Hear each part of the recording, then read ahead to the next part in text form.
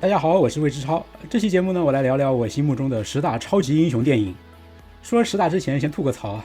最近刚连续看完《蜘蛛侠：英雄无归》和《新蝙蝠侠》，都很失望，感觉这一波超级英雄电影的浪潮差不多是要走到尽头了。蜘蛛侠：英雄无归呢，是证明漫威电影现在已经是完全毒品化了。三重同框快不快乐？快乐啊！但这种快乐呢，每一次都得进一步增加剂量，粉丝才会满足的。这一步搞三重同框啊，下一步拉 X 战警进入到漫威宇宙，再接下去该怎么玩呢？下一步是不是要打通星战宇宙？再然后呢，是不是要让巴斯光年跟银河护卫队来个联动？最后迪士尼是不是要入股上美影啊，搞个葫芦娃大战复联啊？这种模式呢就很像吸毒啊，量只能越来越大啊，最后的结局只能是欧迪爆死啊。至于新蝙蝠侠呢，那又是另外一种腿法，表面上看着非常深沉啊，一个个都苦大仇深的。但实际上轻飘飘的，其实什么要害都没有触及。谜语人搞了那么多事情啊，最后揭露出来的谜底就是一群老白男在贪污啊，就这。蝙蝠侠那张臭脸摆了3个多小时啊，都快悲伤逆流成河了。最后就是悟出不要仇恨，要有爱啊，就这。娱乐的、严肃的，好像两边都逐渐玩不下去了啊。那既然今天的超级英雄电影这么拉胯啊，那我们就来回忆一下美好的往昔吧。以下呢是我心目中的10大超级英雄电影啊，也包含剧集。入选的这些片子呢，其实并不都是无可挑剔的5星佳作。我自己打分比这个榜单上的片子高的也有。但是以下入选的这些片子呢，在我心目中都有无可替代的价值。因为众所周知的原因啊，10大超级英雄电影一共只有9部。10大超级英雄电影第9名，佐罗。一部上古时期的超级英雄电影啊，上世纪80年代脍炙人口的一部译制片。主角佐罗呢，蒙着面隐藏他的真实身份，凭借高超的剑术行侠仗义。除了没有超能力之外，从派头到所作所为都是标准的超级英雄。别看现在爸妈很瞧不起你迷蜘蛛侠、迷蝙蝠侠，上一代好像对今天的超级英雄文化很嗤之以鼻啊。说这些都是很幼稚的骗小孩的东西。其实呢，爸爸妈妈们年轻的时候迷起佐罗来，比我们还疯狂不知道多少倍。当年法国影星阿兰·德龙就是凭借着佐罗这个角色，成为改革开放后初代外籍男神，风靡万千中国少男少女。你可以去问一下家里的长辈啊，当年进电影院刷过多少遍佐罗，是不是连台词都可以倒背如流？顺便说一句啊，童自荣先生为佐罗做的配音也是不可逾越的经典。叫你的士兵把枪都放下。那么下面是10大超级英雄电影第8名，《地狱男爵2：黄金军团》。地狱男爵这个系列啊，是蒸汽朋克这种美术风格爱好者心目中的圣经啊。在超级英雄电影里啊，地狱男爵系列的美术造诣啊，可以说是无出其右，连扎导的守望者与他相比也是略逊一筹。这个系列的导演呢，是著名的妖怪爱好者吉尔莫·德托罗啊，陀螺导演。陀螺导演通过地狱男爵这个系列，创造出了一个非常让人神往的地下妖怪世界，风格可以说是独树一帜啊，没有同类。尤其是第2部黄金军团啊，他与陀螺导演的名作《潘神的迷宫》并列啊，堪称他美术创意上的2座丰碑。地狱男爵2：黄金军团其实情节也非常不错啊，打斗尤其精彩。这部片子的动作指导啊，是成龙成家班的成员布拉德利·詹姆斯·艾伦啊，纯龙乱入啊，有点魔幻。想想当年德尔托罗导演在地狱男爵系列里有多么的锐意创新啊，再想想他后来的水形物语有多么的沉浮，两相对比之下，真是很替陀螺导演这些年的退步感到惋惜啊。好，那么接下来是10大超级英雄电影第7名，《飞天小女警》意不意外啊？飞天小女警啊，包括旧版和这几年重启的新版在内啊，是我过去这5、6年来陪我的女儿看各种幼齿动画片的过程里最大的惊喜。这片子一方面呢是那种很卖萌的幼齿动画，但另一方面呢，它同时也是恶趣味满满的成人动画，里边充斥着各种成年人才有可能 get 到的幽默。这部片子里的各种反派啊，尤其能够体现编导的恶趣味。在飞天小女警的世界里啊，万物皆可成精于是呢，片子里的反派从成精的垃圾堆到成精的牛排啊，啥奇形怪状的都有。更加难得的是啊，别看这个片子表面上那么幼稚那么恶搞，但其实关于超级英雄的身份认同啊，超级英雄的责任啊，还有超级英雄对世界的负面影响啊，这些所谓的超级英雄电影严肃话题啊，其实在3个小女警各种哭笑不得的经历里都触及到了。所以呢，其实并不是非得像新蝙蝠侠那样苦大仇深才能够表现这些主题的。那下面呢是10大超级英雄电影第6名，《X 战警2》。在诺兰的黑暗骑士系列把超级英雄电影提升到一个新境界之前，哪一部作品可以算是超级英雄电影的最高杰作呢？托比·马奎尔版的蜘蛛侠2肯定是候选之一啊。蜘蛛侠2从主题、人物塑造到叙事节奏，再到动作场面那都是20世纪初超级英雄电影的标杆之一。但是我决定忍痛割爱把我的这一票投给 X 战警2。我觉得在过去这20年里除了最后我们要提到的那部天花板之外起到把超级英雄电影这个类型提升一个层次这种作用的只有2个系列，一个当然就是诺兰的黑暗骑士，另外一个呢就是 X 战警系列。之所以觉得 X 战警有这样的地位是因为这个系列其实触及到了超级英雄这个题材最核心的那个命题。世界上如果存在超级英雄，那这到底意味着什么呢？作为个人他们是超级英雄，但是如果有很多个超级英雄加在一起呢？那作为群体，他们其实就是一个超级物种他们是一个超越人类这个种族的超级物种。我觉得这才是隐藏在所有超级英雄电影里分量最沉重、最值得深思，也是最细思极恐的一个命题。而 X 战警呢，恰恰就触碰到了这个命题。在 X 战警里变种人与普通人就是作为相互冲突的2个物种存在的。这2个物种之间的冲突与和解，就是贯穿在 X 战警整个系列始终的一条主线。不过比较可惜的是X 战警也只是触碰了一下而已，却没有敢深入到这个命题里。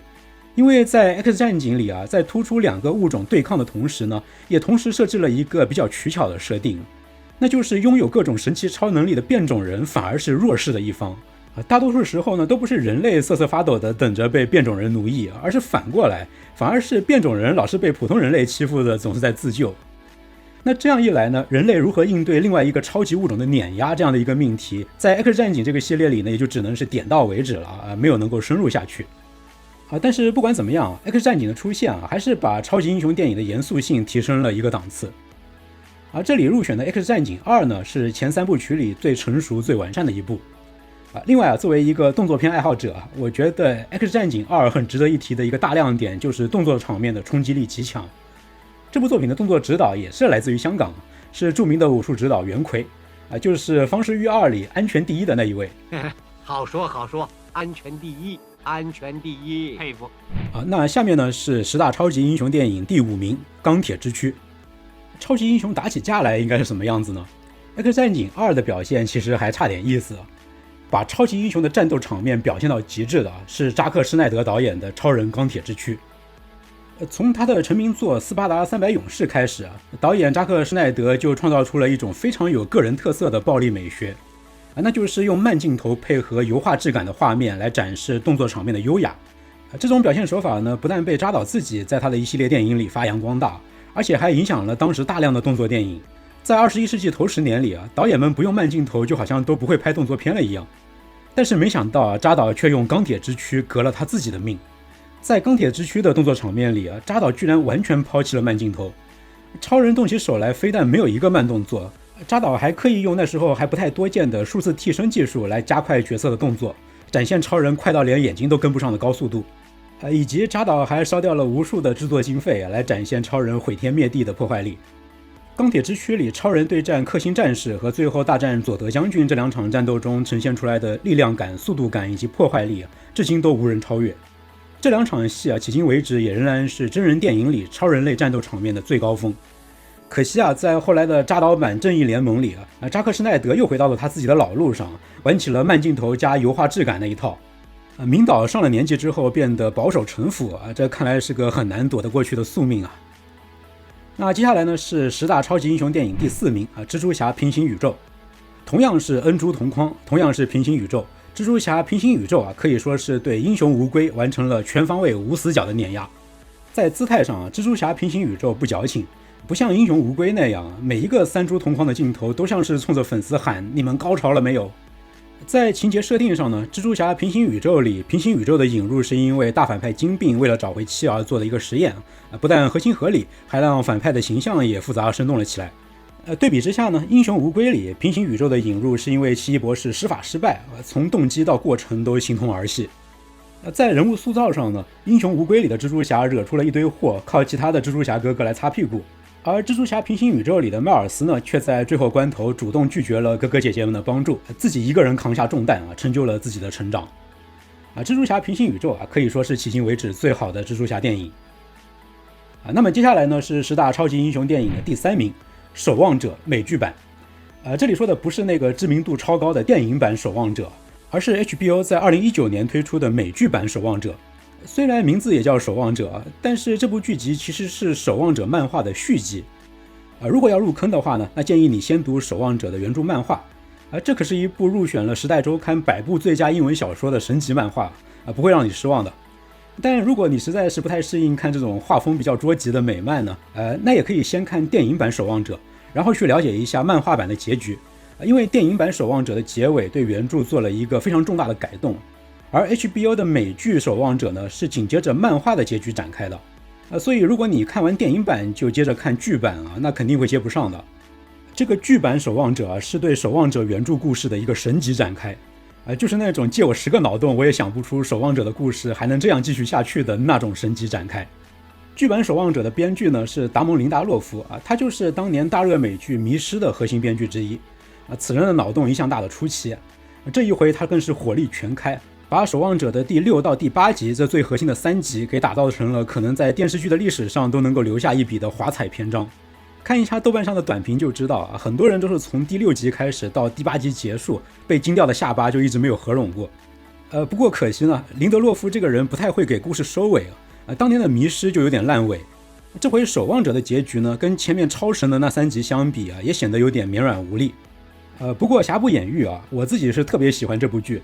在我看来呢，这是超级英雄影视剧史上极其浓墨重彩的一笔。下面是10大超级英雄电影第2名，蝙蝠侠黑暗骑士。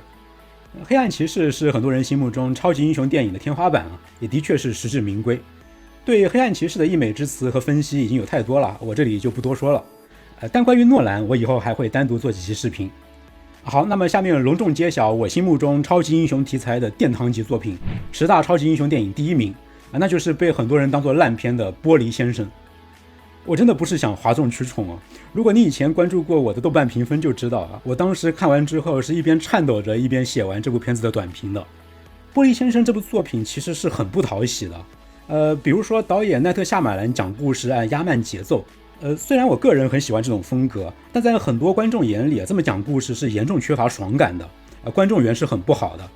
玻璃先生这部电影就是这样，与其说它是一部超级英雄电影，还不如说它更像是一个慢条斯理的文艺片。但是我觉得玻璃先生之所以伟大，是因为正是他继承和光大了 X 战警的衣钵，他真正深入到了超级英雄电影最深邃的那个命题里。当人类与一个全面超越自己的物种遭遇的时候，到底会发生什么？如果说超级英雄的出现对于普通人类的心理必然带来非常强烈的冲击，那具体的冲击会是什么样的呢？我想这个冲击就是超级英雄这个物种的存在必定会提醒平凡的人类，他们并不是这个地球上的万物之灵。失去万物之灵的地位，从上帝的长子沦为次子，这可能就是超级英雄带给人类的东西，而这可能是人类作为一个智慧物种最深入骨髓的一种恐惧。世界当然需要英雄，但是如果那个英雄是另外一种生物呢？那你是崇拜英雄还是畏惧英雄？玻璃先生的故事呢，就是围绕着这种思索展开的。他描述的正是普通人类面对超级英雄这样的一个碾压自身的新物种的时候会做出什么样的反应，以及超级英雄作为一个新物种是如何在人类最深刻的恐惧包围中崛起的。从这个意义上来说呢，玻璃先生是一部超级英雄的启示录，也是一部超级英雄的史诗，是一部没有任何大场面也几乎没有特效镜头的史诗。这就是为什么玻璃先生这部看似极其不显眼的小制作是我心目中最伟大的超级英雄电影。好，我心目中的10大超级英雄影视剧就说到这里。我是魏之超，我会在这个频道里持续输出我的3大爱好：心理学、电影和读书。